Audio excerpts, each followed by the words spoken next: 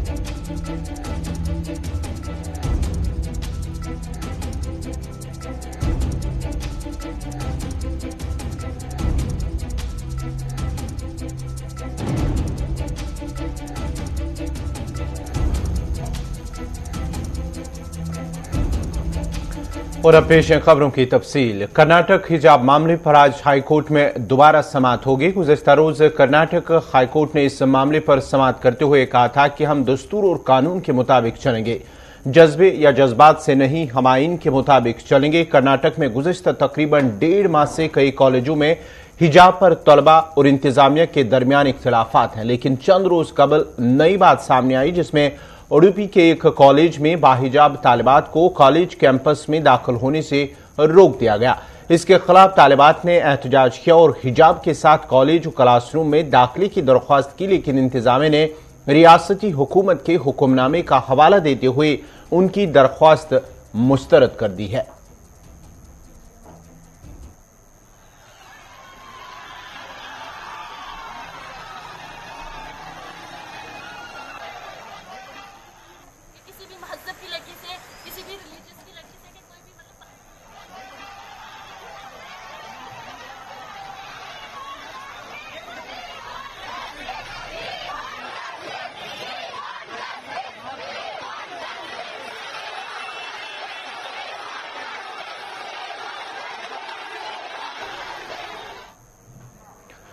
कर्नाटक में हिजाब पर चल रहे तनाज़ा के दरमियान कांग्रेस की जनरल सेक्रेटरी प्रियंका गांधी ने रद्द-ए-अमल जाहिर करते हुए कहा है कि ख्वातीन को अपनी मर्जी के मुताबिक कपड़े पहनने का इख्तियार है और यह उनको आईन से हासिल हुआ है। ट्वीट के आखिर में प्रियंका ने अपनी मुहिम का हैशटैग लड़की हूं लड़ सकती हूं भी इस्तेमाल किया है। प्रियंका गांधी ने ट्वीट किया है, चाहे बिकनी हो, घूंघट हो या फिर जीन्स या फिर हिजाब, ये ख्वातीन को तय करना है कि उन्हें क्या पहनना है। ये हक उन्हें हिंदुस्तान के आईन ने फराम किया है।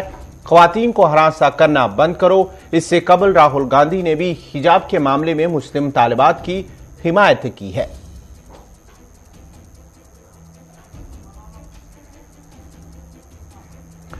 कर्नाटक में हिजाब मामले पर नोबेल इनाम याफ्ता तालिबा मलाला यूसुफजाई ने कहा है कि हिजाब वाली लड़कियों को स्कूल में दाखिले से रोकना खौफनाक अमल है।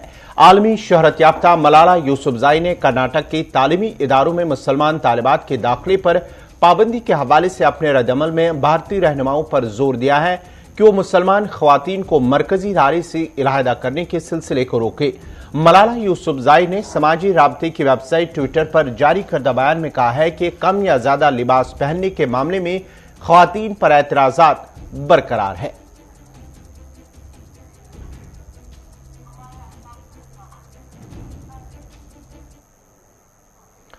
कर्नाटक में हिजाब मामले को लेकर आज थाना मंडी के अजमताबाद की लड़कियों ने कहा है कि हिजाब पहनकर तालीम हासिल करना उनका हक है, उस पर पाबंदी आयद ना करे, क्योंकि इस तरह के इकदाम से हिंदुस्तान के आईन की दफा 25 की खुली खिलाफ वर्जी की जा रही है उन्होंने कहा कि हिजाब पहनने पर पाबंदी आयद करके मुसलमान लड़कियों को परेशान किया जा रहा है, जो कि इंतहाई अफसोसनाक बात है। उन्होंने कहा कि हिजाब पहनना उनका जमहूरी हक है और जिस तरह दूसरे मजहब के लोगों को अपने मजहब पर चलने की आजादी है, उसी तरह मुसलमानों को भी इस्लाम पर चलने की इजाजत है। किसी भी मजहब की लड़की से, किसी भी रिलीजियस की लड़की से कि कोई भी मतलब बदतमीजी की जाए। हिजाब तो हम पूरी दुनिया का कहते हैं कि हिजाब हम दावत देते हैं लड़कियों के वो करें, क्योंकि आज की इस दरिंदगी के दौर में जैसे कि आप सबको पता ही है कि लड़कियां बिल्कुल भी सेफ नहीं है, सेफ्टी नहीं है। लेकिन हम इसलिए सबको ये दावत देते हैं कि हिजाब करें, क्योंकि हिजाब की वजह से कई लड़कियों की इज्जत महफूज है। लेकिन जिसने अभी उस लड़की के साथ मिसबिहेव किया, हम कानून को, पुलिस को ये कहते हैं कि उसके ऊपर इंक्वायरी की जाए और हमें इंसाफ मिलना चाहिए। जो कि कल कर्नाटक में यूनिवर्सिटी में एक लड़की के साथ मिसबिहेव हुआ, वो भी हिजाब कैप की वजह से। तो उसने अभी सब कुछ बता दिया कि हमारा दीन भी यही कहता है कि हर एक लड़की को हिजाब कैप करनी चाहिए। तो जिस इंसान ने भी उस लड़की के साथ ये सब कुछ किया, उसके खिलाफ सख्त से सख्त कार्रवाई की जाए, क्योंकि हमारा इस्लाम यही कहता है कि हमारा लिबास है यही, हर लड़की को ये लिबास पहनना चाहिए। तो इसलिए हर एक को ये लिबास पहने, जिसने ये सब कुछ किया उसके खिलाफ सख्त से सख्त कार्रवाई की। अनंतनाग पुलिस ने कार्रवाई करते हुए मिलिटेंटों के 2 मॉड्यूल्स का पर्दाफाश करते हुए 3 हाइब्रिड जैश मिलिटेंटों समेत 11 अफराद को गिरफ्तार किया है। पुलिस का कहना है कि गिरफ्तार अफराद से असला और दीगर काबिल एतराज मवाद भी बरामद किया गया है, जबकि मजीद पूछताछ उनसे जारी है। भारत में कोरोना केसेस में एक बार फिर कमी आई है। गुज़श्ता 24 घंटों में 71,365 नए केसेस सामने आए हैं। वहीं गुज़श्ता 24 घंटे में कोरोना से 1217 अफराद की मौत हुई है, जिसके बाद ही हलाक होने वालों की कुल तादाद 5,05,279 हो गई है। गुज़श्ता 24 घंटों के दौरान मुल्क में 1,72,211 मुतासरीन सेहतियाब भी हो चुके हैं।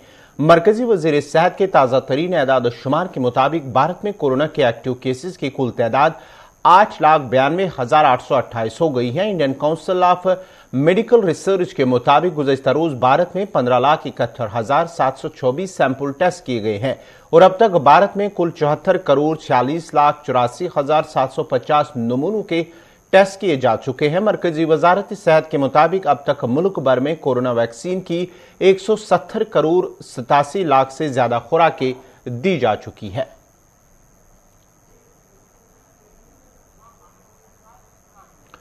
मुल्क के साथ साथ जहां जम्मू कश्मीर में भी कोरोना के मस्बत मामलों में कमी आई है और आहिस्ता आहिस्ता पाबंदियां हटाई गई हैं, जबकि कोरोना की वजह से तालीमी शोबे को काफी नुकसान पहुंचा है, वहीं अब तालिबे इल्मों और वालिदैन ने जम्मू कश्मीर इंतजामिया से अपील की है कि तालीमी इदारों को खोल दिया जाए ताकि बच्चों की तालीम और ज्यादा मुतासिर न हो। फर्क आ गया है, बहुत गिरावट आ गई है। बच्चे इतना ऑनलाइन क्लासेज में इतना अटेंड नहीं करते हैं, लटर मस्ती दिखाते हैं। बच्चों का फ्यूचर जो है वो खराब हो रहा है। अगर गवर्नमेंट ने ऐसी बात सोची है तो अच्छी बात है। बच्चों को भी चाहिए कि स्कूल हो, कॉलेज हो, जो भी इंस्टीट्यूट हो वहाँ जाए, और माँ बाप को भी चाहिए कि बच्चों का भी जरा खास ध्यान रखें और उनको स्कूल भेजें। गवर्नमेंट इस बात की जिम्मेवारी लेती है कि कोई ऐसी वैसी बात नहीं होती।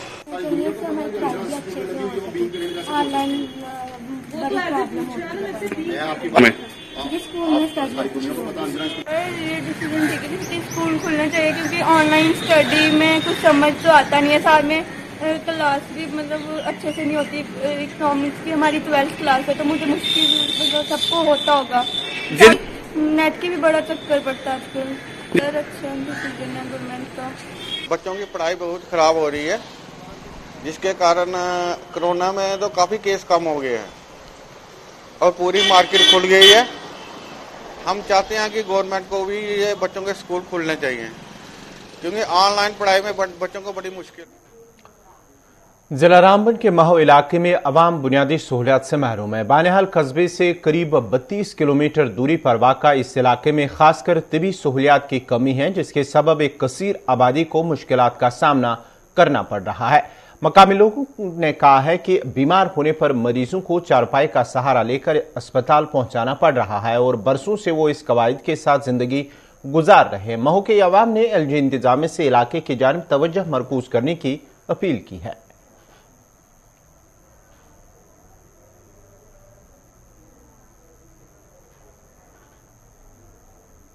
बनिहाल कस्बा से तकरीबन 32 किलोमीटर की दूरी पर महू के इलाके में जहां पर तकरीबन 6 फुट से जायद बर्फबारी हुई थी, उसके बाद में जो नया स्पेल बर्फ का था उसमें भी तकरीबन 1 फुट के करीब जो है इस इलाके में बर्फबारी हुई। क्या कुछ सूरत हाल है जमीनी सतह पे, या ये एडमिनिस्ट्रेशन तक क्या पैगाम पहुंचाना चाहेंगे? किस तरह के मुश्किलात आप महसूस कर रहे हैं जमीनी सतह पे? जनाब, जमीन के सतह पर इस तरह मुश्किलात है कि यहाँ पर जब बर्फ पड़ गया तो सारा काम ठप हो जाता है जी। रोड भी, बिजली भी, हर कोई चीज जो है बंद हो जाता है जी। आना जाना मुश्किल हो जाता है जी। अब जो है हमने शोर मचा के सब कुछ डीसी साहब को, तहसीलदार साहब को इतला किया, फिर उन्होंने मशीनें भेज दी। वो भी आज जब से बर्फ पड़ा कोई 20 दिन हो गया, आज वो मशीनें महू पहुंचे जी। तो इसलिए हमारे रास्ते का मुश्किल होता है, बिजली का मुश्किल होता है। सबसे ज्यादा जो हमारा है जी। वो पेशी का मसला है कि अगर कोई बीमार हो जाता, बल्कि उस बीमार को खतरा नहीं होता जितना खतरा उन लोगों को होता जो उसको उठा के ले जाते हैं चारपाई पर। तो लिहाजा हमारी अपील है सरकार से कि हमारा खास कर ध्यान दिया जाए। जी। चले नाज़रीन, यहाँ के जो अजीजत लोग हैं वो हमारे साथ बात कर रहे हैं। आप क्या कहना चाहेंगे? हाजी साहब, तो बर्फबारी में भी जो है, जब यहाँ पे मैंने बड़ी बार कोशिश की कि मैं यहाँ पे आ जाऊं, लेकिन बर्फ ज्यादा थी तो इसलिए जो है मेरी गाड़ी चढ़ नहीं पाई, या पैदल भी यहाँ आना इंतहाई मुश्किल था जहाँ पे 6 फुट बर्फ थी। तो आप क्या कहना चाहेंगे सहूलियत बिजली के हवाले से, मेडिकल फैसिलिटी, या जिस तरह से मैं अभी देख रहा था कि एक खातून को जो है बिल्कुल चारपाई के ऊपर जो है लिया गया अभी यहाँ से? जनाब, यहाँ तो बहुत मुश्किल होता है नवंबर से लेकर तो मार्च तक। यहाँ कोई एमएलए साहब और डीसी साहब और जनाब तहसीलदार साहब कोई हमारे कहने नहीं मानता है। लेकिन जनाब यहाँ रोड का भी दिक्कत है, मशीनों का भी दिक्कत है। इसको मैं ये करता हूँ रिक्वेस्ट जनाबों को कि यहाँ मशीन हर बार रखे नवंबर से लेकर मार्च तक। यहाँ जब बीमार पड़ते हैं सर, यहाँ चारपाई पर लेना पड़ता है, और उतना खतरा उस बीमार का नहीं है जितना खतरा उस आदमी का जो नीचे जो चारपाई पर उठाता है वो नीचे जी। जनाब, बाकी ये रिक्वेस्ट है, यहाँ कोई फैक्ट्री नहीं है, यहाँ कोई अस्पताल नहीं है, यहाँ कोई जनाब बिजली नहीं है, यहाँ कुछ डिपार्टमेंट में कोई काम नहीं है महू के इलाके में जी। यहाँ तो जनाब इतने बोलते हैं कि ये टूरिज्म है, ये वो है, मार्च से बाद सब लोग आते हैं, बोलता हाँ महू है, नवंबर हो गया महू बिसर गया जी। बाकी तो शुक्रिया जी। चले, आप क्या कहना चाहेंगे? यहाँ पर जज्बाती अंदाज में जो है एक शख्स जो है यहाँ पर हमारे साथ बात करे, आप क्या कहना चाहेंगे जो मुश्किलात आप यहाँ पर झेल रहे हैं? शुक्रिया जनाब गुलिस्तान न्यूज में आपको खैर मुबारक करता हूँ कि आप हमारे इस खस्ते हाल एरिया में आके हमें तजुर्बा शुरू करते हैं जी। हमारा ये मकसद है कि रोड की जो बहुत दिक्कत आती है, यहाँ सबसे ज्यादा दिक्कत हमें जो है PHC का है जी।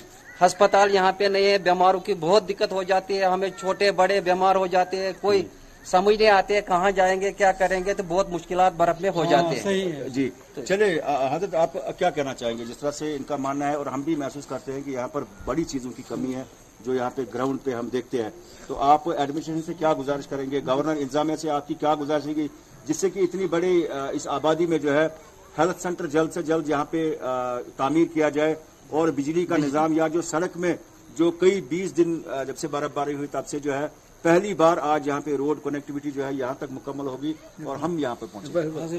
सर, हम ये बात कहने चाहता हूँ, क्यों अस्पताल को हमको जरूरी मजबूरी है जी। देखो यहाँ इस 3 महीने हमको दवाई कुछ नहीं मिलता यहाँ, ठीक है। बहुत से बीमार बच्चे, छोटा छोटा बच्चे जाता, बड़े जाता, वो कंधे पर हम चारपाई पे पर लेता है, फिर हमको खतरा होता है बाकी आदमी को जी।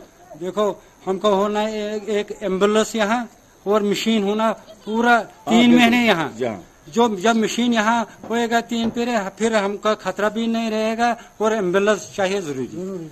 चले नाजरीन, कहीं न कहीं पे इस प्रोग्राम के जरिए जो है लोगों ने लेफ्टिनेंट गवर्नर तक ये पैगाम पहुंचाया कि यहाँ पर डिप्टी कमिश्नर रामबन से लोग गुजारिश कर रहे हैं महू के इलाके में, दूर अफ्तादा इलाके में, जहाँ पर अभी भी तकरीबन 4 से 4.5 फीट बर्फ अभी भी जो है यहाँ पर बिल्कुल जमीनी सतह पे मौजूद है।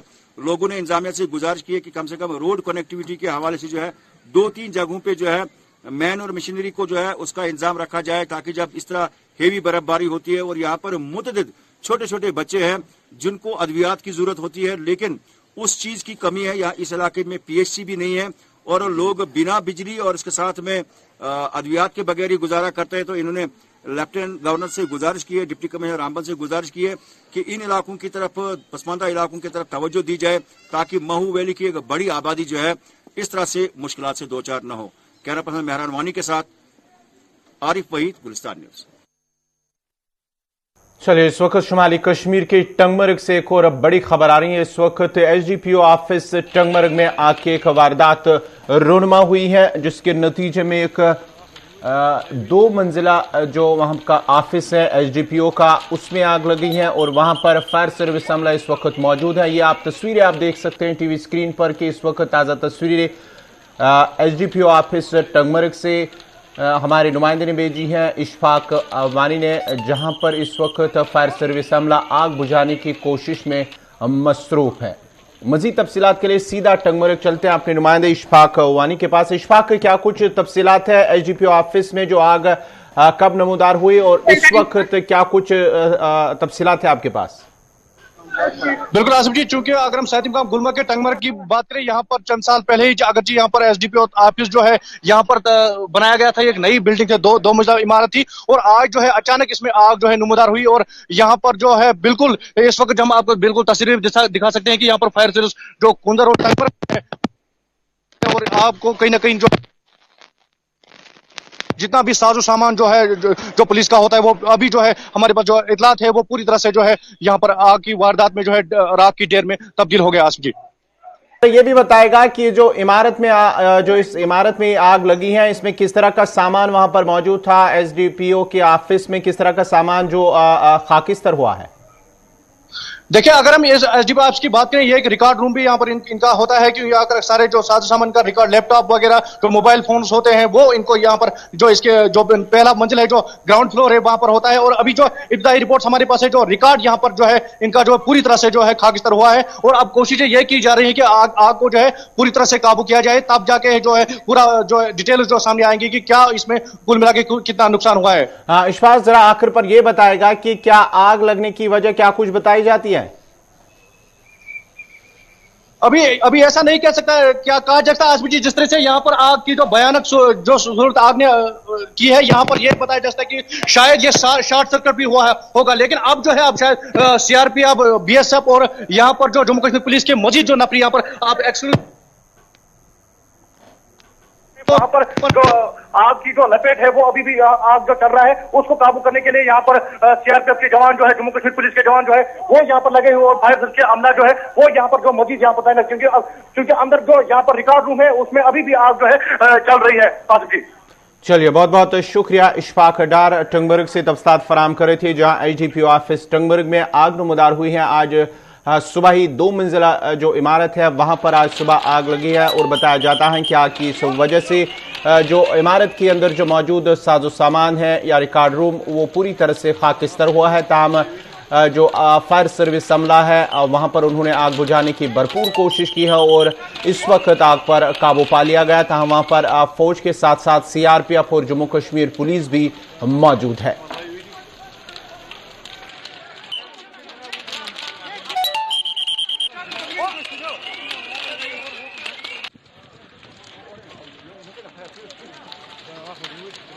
कश्मीर के मुख्तलिफ इलाकों बारामुल्ला, टंगमर्ग और दीगर कई इलाकों में आज ये चौथी बार लगातार जो है आग की वारदातें रौनमा हुई हैं, जिसकी वजह से लाखों रुपयों का नुकसान हुआ है। आपको बताते चले कि शुमाली कश्मीर के मुख्तलिफ इलाकों में ये आग की वारदातें रौनमा हुई हैं और आज सुबह ही टंगमर्ग में जिस तरह से एसडीपीओ के ऑफिस में आग नमूदार हुई है, जिसकी वजह से 2 मंजिला इमारत जो इसके अंदर साजो सामान था, रिकॉर्ड रूम भी बताया जाता है, वहां पर पूरी तरह से वो खाकिस्तर हुआ है। अगरचे इस पर फायर सर्विस अमले ने आग पर काबू पा लिया, ताहम इमारत के अंदर जो मौजूद साजो सामान है वो पूरी तरह से खाकिस्तर हुआ है।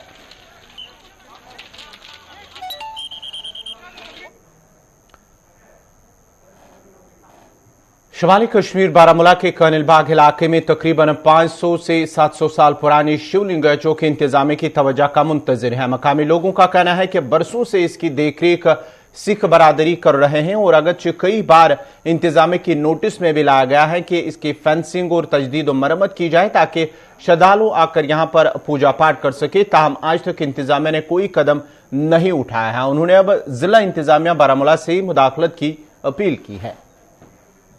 शिवलिंग ये कोरो पांडव के टाइम का है, कम से कम मेरे ख्याल में 500 साल से भी ज्यादा हो गए हैं, तो उस वक्त का ये बना हुआ है। इसकी जो देखभाल ये गुरुद्वारा कमेटी हमारा अपना लोकल गुरुद्वारा है वही कर रही है इसको देखभाल। तो अब हमारा इसका पिछली दफा हमने कोई मीटिंग की थी, मीटिंग में हमने ये प्रपोजल रखा है कि इस शिवलिंग को अच्छी तरह से हम जंगला वगैरह बनाएंगे और फ्लोरिंग वगैरह करेंगे, तो जिसकी वजह से ये इसका ये प्रोग्राम है। ये आते हैं देखने के लिए आते हैं, ऐसी बात नहीं है। वो आते हैं, वो देख के चले जाते हैं, पूजा भी थोड़ी बहुत ही करते हैं, चले जाते हैं। बाहर से भी लोग यहाँ पे आते हैं? हाँ जी, बाहर से भी आते हैं, पंडित लोग आते हैं। तो फिलहाल आप भी इसका जो है देख रेख करते हैं? हाँ, इसका हम ही करते हैं। अब इसको हमने प्रपोजल किया, कोई अप्रैल में हम इसको जंगला वगैरह अच्छी तरह से बना के फ्लोरिंग वगैरह करके अच्छी तरह से इसको बांधेंगे। तो ये जो गुरुद्वारा यहाँ पे है, इसको कितना टाइम हुआ? 200 साल से ऊपर हो गया जिस गुरुद्वारे को। इस शिवलिंग को कितना? इस शिवलिंग को 500 साल से ऊपर ज्यादा ही हो गए है। कोरो पांडव के टाइम का है ये जी, मेरे ख्याल में बोलते हैं। कोरो ये हमें आर्कोलॉजिकल वालों से पता, हाँ पांडव वगैरह आए थे, उन्होंने ये रखा था, किया था। इनका कोई मार्किंग स्टोन वगैरह थे, कोई इसी 500 मीटर के ऊपर एक और ऐसा ही शिवलिंग है, लेकिन वो छोटे कद का है। आने चाहिए ना, फिर क्या हो गया। इसमें पूजा के लिए हम थोड़ी बोलते हैं मत आ जाओ। जहाँ पे हम इस वक्त मौजूद है ये कायलबाग बारामूला का इलाका है। आपको बता दे चले यहाँ पे एक शिवलिंग है, क्योंकि इस शिवलिंग को तकरीबन 700 साल पहले की ये शिवलिंग है, और 700 साल पहले जब यहाँ पे पांडव आए थे तब की ये शिवलिंग है। और यहाँ से तकरीबन जहाँ पे हम इस वक्त मौजूद है, यहाँ से तकरीबन 500 मीटर की दूरी पे एक और शिवलिंग है जो बिल्कुल खस्ता हो चुके हैं, और आज तक जो है इन शिवलिंग पे जिला इंतजामिया की नजर नहीं पड़ी, बल्कि जो इसका देख रेख करते हैं वो यहाँ के सिख तबके के लोग करते हैं। चाहे हम पंडितों की बात करें जो यहाँ पे आते हैं वक्तन फवक्तन। यहाँ के जब मुकामी लोगों के साथ हमारी बात हुई तो उनका यही कहना है कि दूर दराज इलाकों से जो यहाँ पे लोग आते हैं, जो श्रद्धालु यहाँ पे आते हैं, वो यहाँ पे पूजा पाठ करते हैं।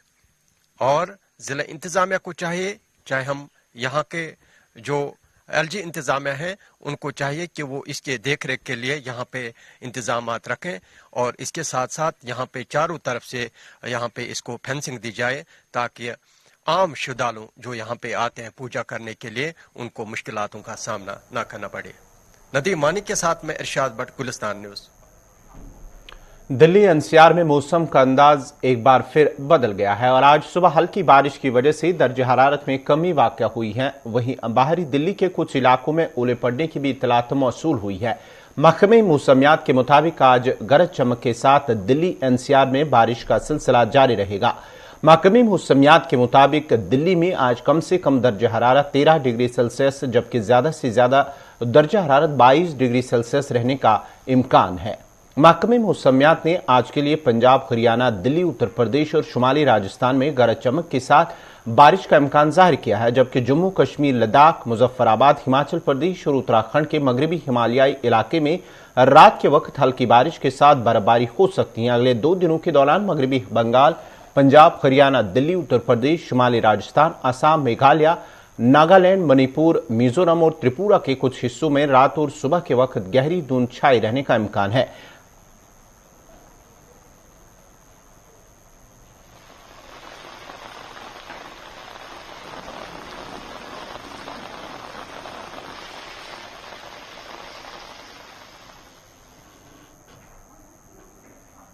ख्वाजा गरीब नवाज हजरत ख्वाजा मुहिद्दीन चिश्ती रहमतुल्लाह अलैह अजमीरी के 810वीं सालाना उर्स मुबारक की तकरीबात अजमेर शरीफ में तुज़्को एहतिशाम और रिवायती तरीके से जारी है। ताहम आलमी वबा कोरोना के पेश नज़र मास्क और SOPs पर ज़ायरीन को खास ख्याल रखने की हिदायत दी गई है, क्योंकि वबा के दिनों में भी दिन भर लाख से ज्यादा ज़ायरीन नजराना अकीदत पेश करने आते हैं। गुज़िश्ता 6 रोज से मुल्क भर से ज़ायरीन बड़ी तादाद में ख्वाजा अजमीरी के उर्स पर पहुंच गए हैं। रजब का चांद नजर आने के बाद दिल्ली और महरूली से अजमेर पहुंचने वाले कलंदरों ने ख्वाजा साहब की बारगाह में दगोल की रस्म भी पेश की है। अंजुमन की तरफ से दरगाह के खादिमों ने चादर भी पेश की है।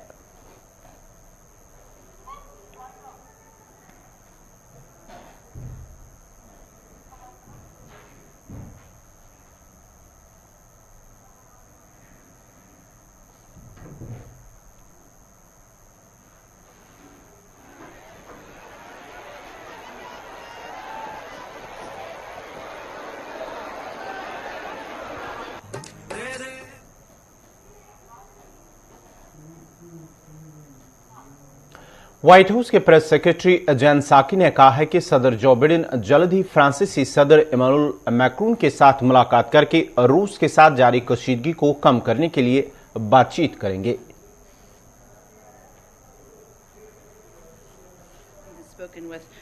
With President Macron twice in the last week. I expect he'll be engaged with him soon, which we will, of course, to go back to Kelly's question yesterday, make you all aware of.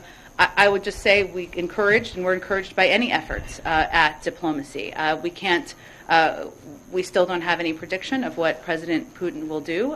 We can't control what Russia will do next. What we can do, and what I think President Macron played a role in doing yesterday, is making clear with our allies and partners that there will be massive consequences should Putin choose to further invade Ukraine. There are important formats, whether it is bilateral leader-to-leader engagement, which President Macron was a part of yesterday, or the Normandy format, which is something we fully support, which is the format that the Minsk agreement would be discussed through, which includes Ukraine, Russia, Georgia, and France. But it's also important to note that there are others. The German Chancellor, who was just here yesterday, is also meeting with President Putin tomorrow. And certainly, if there is diplomatic progress, we would welcome that. But we will believe it when we see.